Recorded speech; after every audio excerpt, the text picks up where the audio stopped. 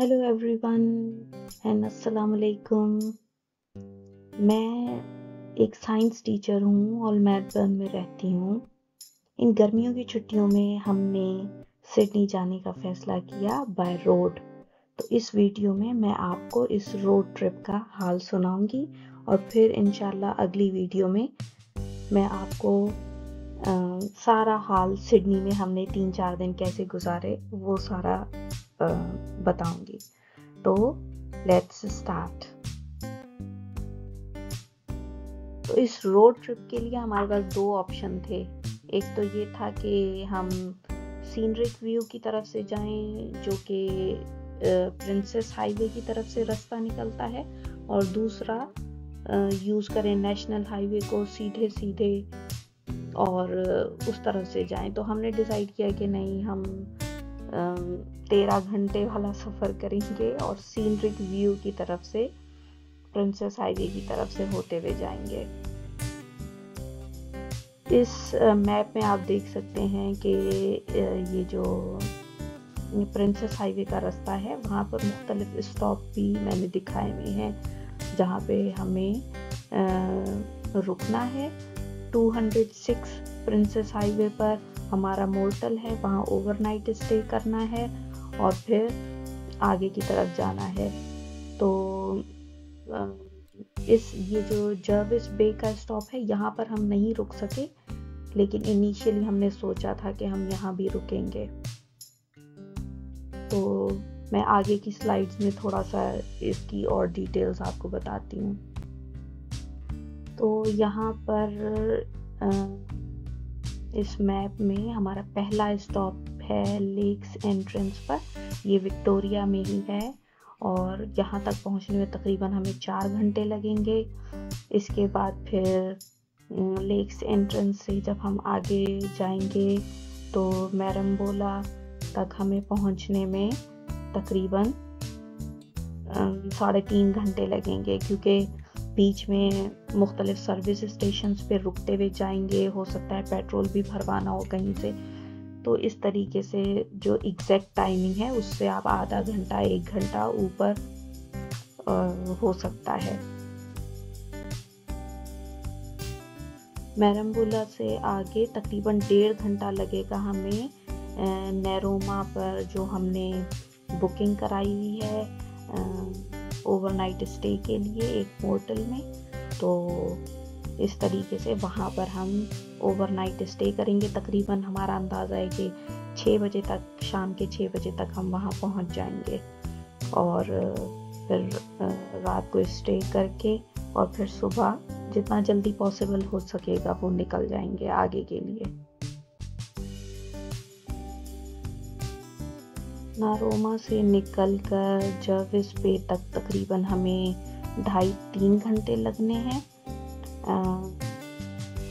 और फिर वहाँ से आगे हमें तकरीबन 3 घंटे और लगने हैं।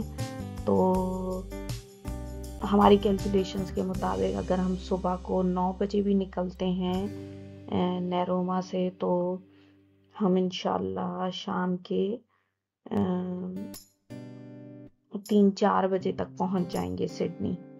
तो बस अब सफ़र का आगाज़ करते हैं और बीच बीच में मैं आपको कुछ वीडियोस के साथ थोड़ी थोड़ी कमेंट्री देते हुए और सिडनी तक पहुंचाने की कोशिश करूंगी इस वीडियो में।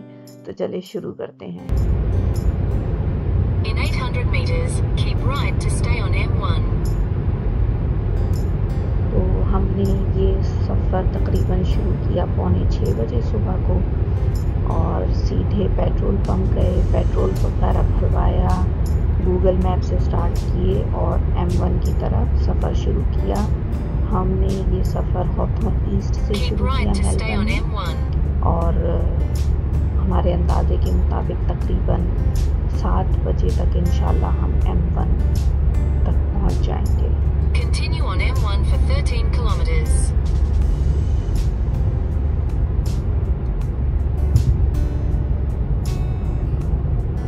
Meters, turn right onto the ramp to M1. तो ये जनाब अली हम लोग M1 तक पहुंच गए और शुरू में जब हमने 6 बजे सफ़र शुरू किया था तो काफ़ी धूप थी बाहर और सूरज मुंह में लग रहा था, लेकिन Turn right जैसे onto the जैसे ramp हम to M1 के M1. करीब आते गए, यानी कोस्टल एरियाज़ के करीब आते गए, तो सूरज जैसे गायब ही हो गया। बादल से थे और मौसम बहुत ही खूबसूरत हो गया।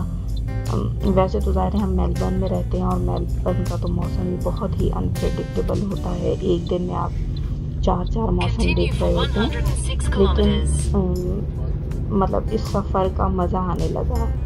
सुबह से हम लोग धूप सेक रहे थे तो एकदम से मौसम बहुत ही प्यारा हो गया।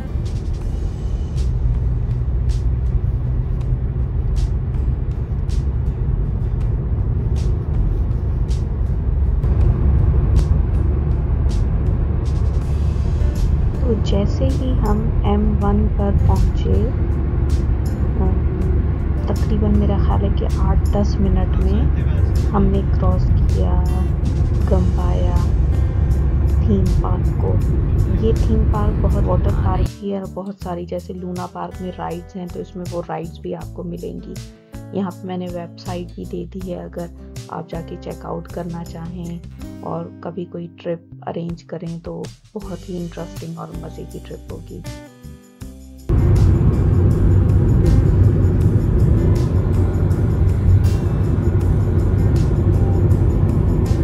अभी सुबह 7:30 से 8 के दरमियान का टाइम है और हमें तकरीबन 11 बजे तक कंटिन्यूसली ऐसे ही ड्राइव करना है अंटिल हम लेक्स एंट्रेंस पर पहुँचे। तो इस दौरान बीच में बहुत सारे फार्म आते रहे और इसी तरह की सीनरी भी आती रही, जैसे कि आप देख रहे हैं। और दोनों तरफ बहुत ही खूबसूरत सीनरी थी, कहीं कहीं फार्म थे, कहीं कहीं पानी की लेक्स थी या फिर जंगल था, लेकिन बहुत ही खूबसूरत मौसम हो रहा था और सब कुछ बहुत अच्छा लग रहा था।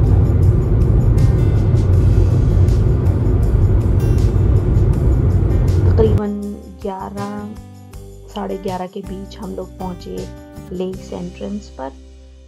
ये भी विक्टोरिया में ही है ये जगह। यहाँ मैंने गूगल पे थोड़ा सर्च करके ये आपको इमेजेस दिखाए हैं, लेकिन आप यकीन करें इतनी खूबसूरत जगह है कि मेरा ख्याल है कि 2-3 दिन की आराम से ट्रिप यहाँ पर बंदा निकाल सकता है और घूम सकता है। और हम लोगों को नज़र आ रहे थे कि जैसे यहाँ पर हेलीकॉप्टर से भी सीनरिक व्यू आप ले सकते हैं, तो वो भी चीज़ अवेलेबल थी। हमारा तो जैसे रोड ट्रिप था तो हमने तो सिर्फ टच किया और आगे गुजर गए। आगे आप देखेंगे कुछ वीडियोस हैं जो मैंने वहाँ पे बनाई, बहुत ही खूबसूरत सीनरी है, वो आप एंजॉय कर सकते हैं।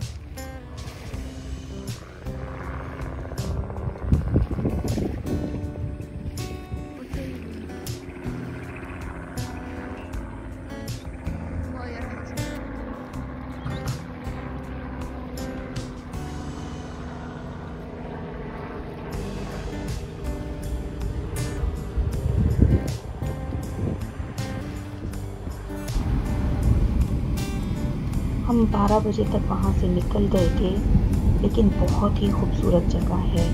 एक तो ये सी साइड रिसोर्ट है और ईस्टर्न विक्टोरिया में आता है, तकरीबन बेलफर से 320 किलोमीटर दूर है। और बीच में एक पानी का आर्टिफिशियल चैनल इन्होंने बनाया है जो गिप्सलैंड की लेक्स को और बास स्ट्रेट को आपस में कनेक्ट करता है। इसके अलावा जो कमर्शियल फ़िशिंग भी यहाँ होती है, रिक्रिएशनल वाटर स्पोर्ट्स भी काफ़ी ज़्यादा यहाँ पर होता है। बीच है इनके पास सर्फिंग के लिए और बहुत से कैंपिंग और कारवान के पार्क्स हैं जहाँ पे फ्री कैंपिंग स्पॉट्स भी हैं। तो बहुत ही खूबसूरत जगह है। अगर आपको चांस मिले तो जाएं और हम भी यही सोच रहे हैं कि फिर इंशाल्लाह एक अलग से ट्रिप इस जगह के लिए होनी चाहिए।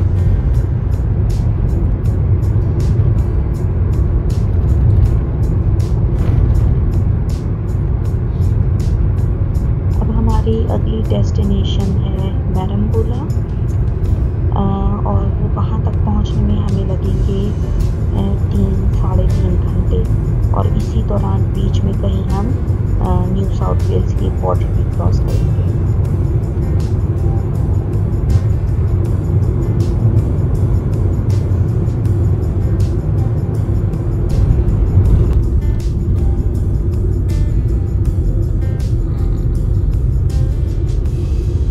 तो ये तकरीबन 2:30 बजे हमने क्रॉस की न्यू साउथ वेल्स की बॉर्डर और हम एंटर हुए बॉन्डाई स्टेट फॉरेस्ट में।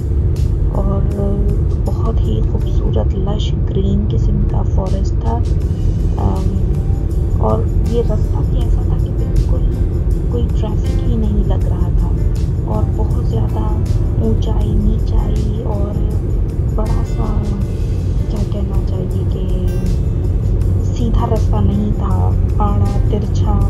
तो बच्चे भी जैसे थक से गए थे और ड्राइविंग करते हुए दिमाग भी जैसे हिल रहा था। तो बीच में हमें बहुत सी ब्रेक्स लेनी पड़ रही थी। इसके मुकाबले में वो जो दूसरा मैंने रास्ता आपको शुरू में बताया था, जब हम लोग वापसी पे वहाँ से आए ना, वो बिल्कुल सीधा सीधा रास्ता था। इतना सीधा रास्ता था कि बंदा बोर हो जाता था, नींद आने लगती थी ड्राइविंग करते हुए।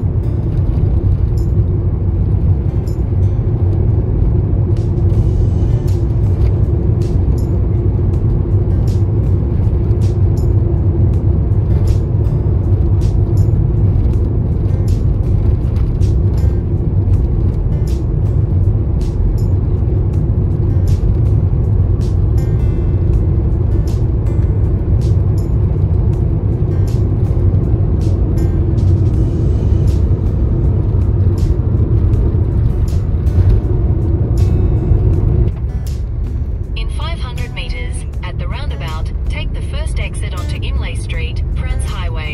हम 3:30 बजे तक मैरम्बोला पहुँचे। ये भी एक कोस्टल टाउन ही है न्यू साउथ वेल्स का। बहुत ही खूबसूरत बीचेस हैं, सर्फिंग प्लेसेस हैं, और एक बहुत ही पॉपुलर वेल वॉचिंग स्पॉट है जिसको शॉर्ट पॉइंट कहते हैं। लेकिन हम वहाँ रुके नहीं, मतलब बस टच करके निकल गए, क्योंकि लग रहा था बहुत देर हो जाएगी मोर्टल पहुँचते पहुँचते। और यहाँ पर एक नेशनल पार्क भी है इस मैरम्बोला में, जहाँ पर ये इनके वॉम्बैट्स और कैंगरूज वगैरह होते हैं।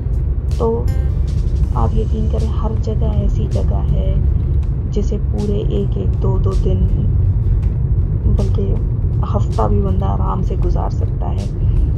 लेकिन ये कि क्योंकि हमारा तो विजिट था सिडनी का, तो बस टच करके ही गुजर रहे हैं।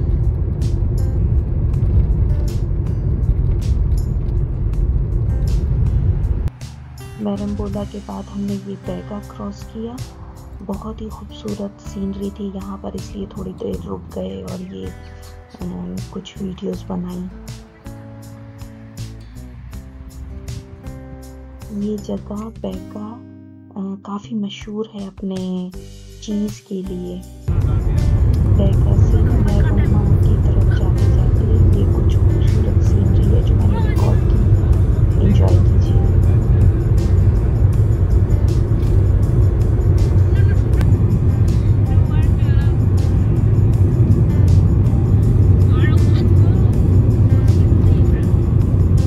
शाम 6 बजे तक हम नारोमा पहुंच गए।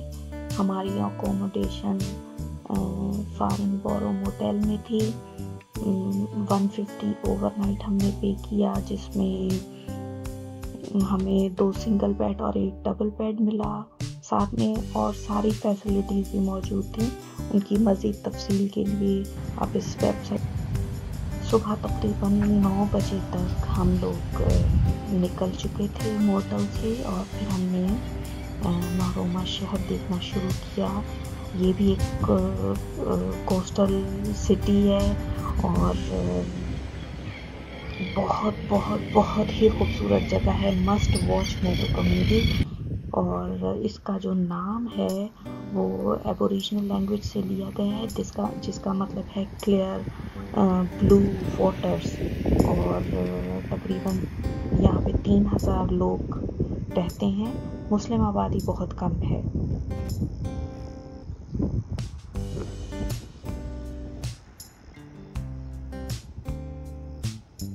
और जगहों की तरह ये नारोमा भी एक टूरिस्ट प्लेस है, जहाँ पर एक मोंटेक आइलैंड करके एक जगह है, जहाँ नेशनल पार्क्स हैं, वाइल्ड लाइफ रिजर्व है।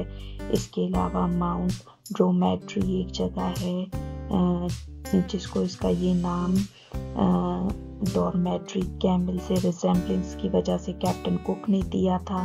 एक स्पेशल ख़ास किस्म का विलेज है, तेल्बा करके उसका नाम है। इसके अलावा मुख्तलिफ तरह के बीचेस हैं, नारोमा बीच है, बार बीच है या बारा बीच है। तो इस तरह से बहुत सारी चीज़ें हैं यहाँ देखने के लिए।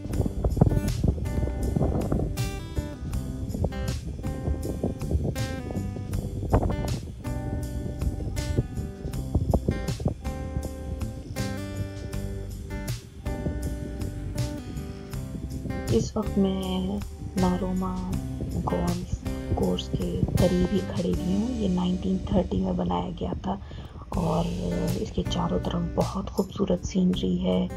और मैं कह रही हूँ ना आपसे, मस्ट वॉच जगह है ये, बहुत ही हसीन तरीन। और मतलब ये कि मेरा तो ख्याल है कि हफ्ता आराम से आप यहाँ पर एंजॉय कर सकते हैं।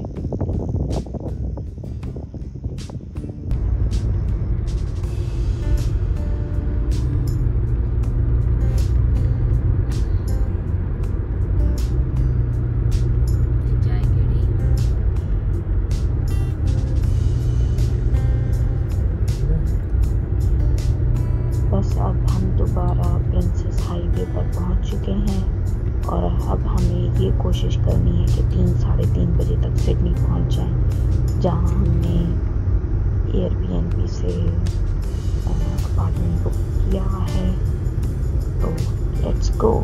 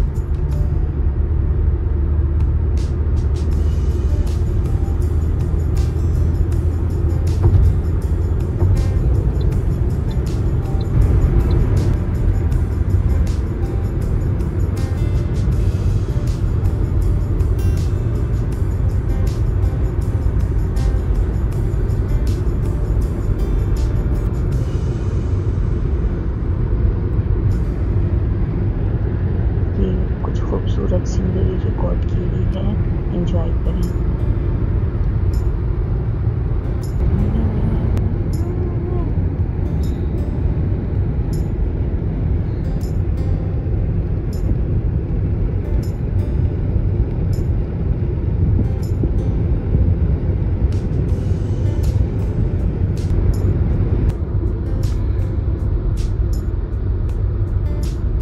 इस वक्त दोपहर के 2:30 बजे हैं और हमने 2:30 बजे सिडनी में एंटर किया। और welcome to Sydney.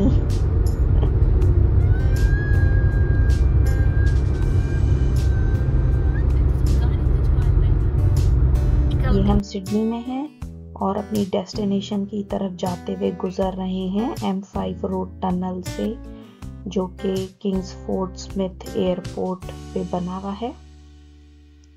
Very interesting. ये हमारी एकोमोडेशन थी 200 गोल्डबर्न स्ट्रीट पर।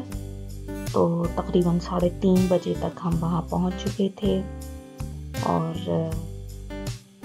थोड़ा पार्किंग वगैरह में पहले इशू हुआ, लेकिन बहरहाल जब हमें कीज़ वगैरह मिल गई तो बिल्डिंग की अपनी पार्किंग थी, वहाँ हमने पार्क किया और अपार्टमेंट में गए और फ्रेश हुए, थोड़ा आराम किया और रात को डिनर के लिए निकले। रात को हम बाहर निकले और तकरीबन 10 मिनट दूर हे मार्केट में हमें ये मामक मलेशियन रेस्टोरेंट मिला। उसमें खाना हलाल था वहाँ हमने खाना एंजॉय किया, खाना अच्छा था। और फिर उसके बाद हमने जाके अपने अपार्टमेंट में आराम किया और अगले दिन के प्लान्स बनाए, जो मैं इंशाल्लाह अगली वीडियो में शेयर करूँगी। Until then, thank you so much for watching.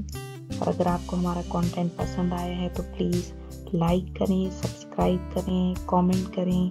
Thank you so much. See you soon. Allah हाफिज़।